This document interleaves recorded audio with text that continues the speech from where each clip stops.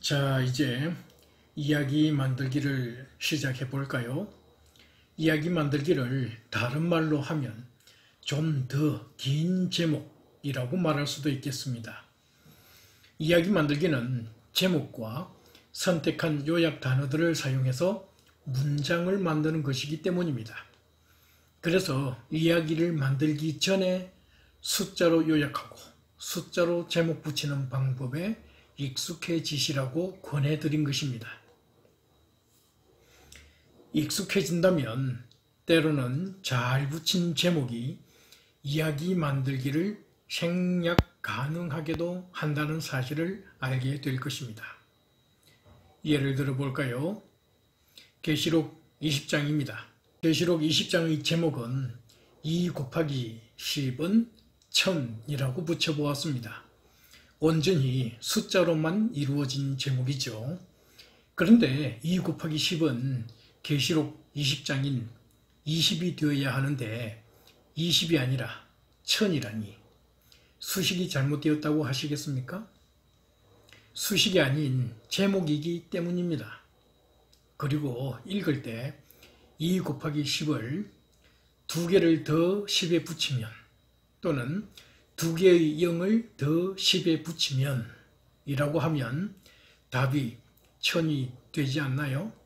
또한 계시록 20장을 보면 제목에 숫자 1000이 들어가는 이유를 금방 이해하실 것입니다. 1000이라는 숫자가 2절부터 7절까지 6번이나 나오기 때문입니다. 그러면 숫자 2는 어디에 있을까요?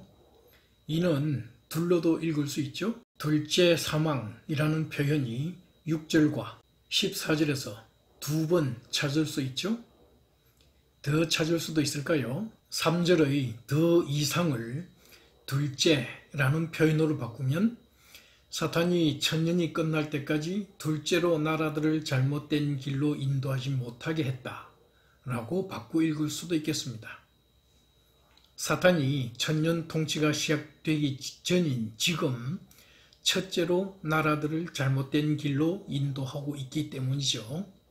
둘째라는 표현을 또 찾을 수도 있을까요?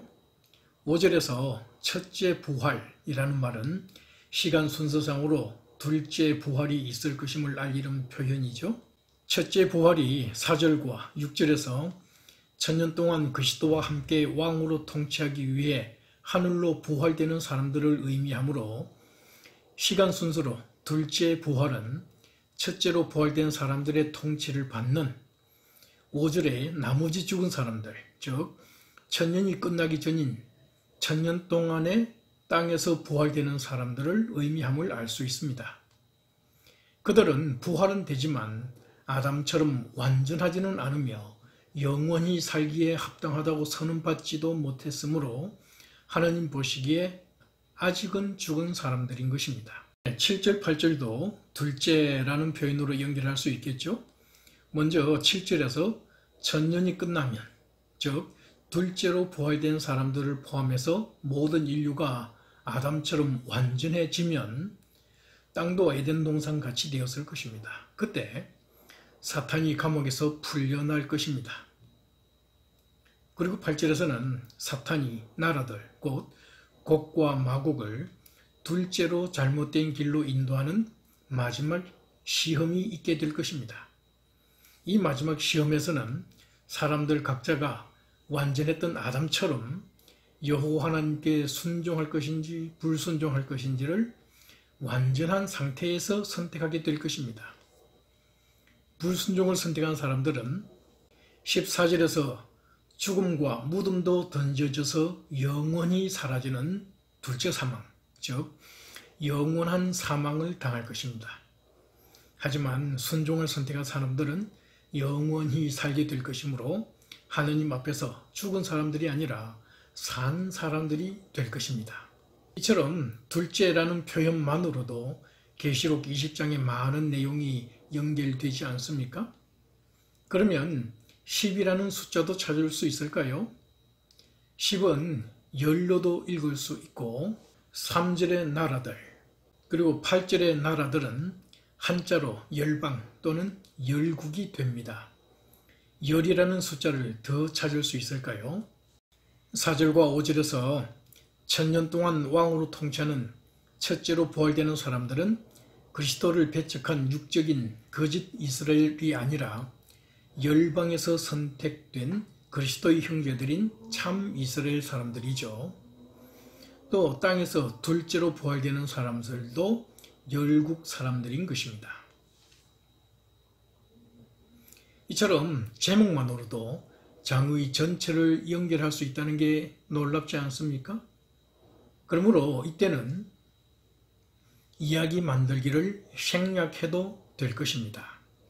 그래서 2 곱하기 10은 1000이라는 제목을 사용해서 시간 순서대로 요약만 해보겠습니다.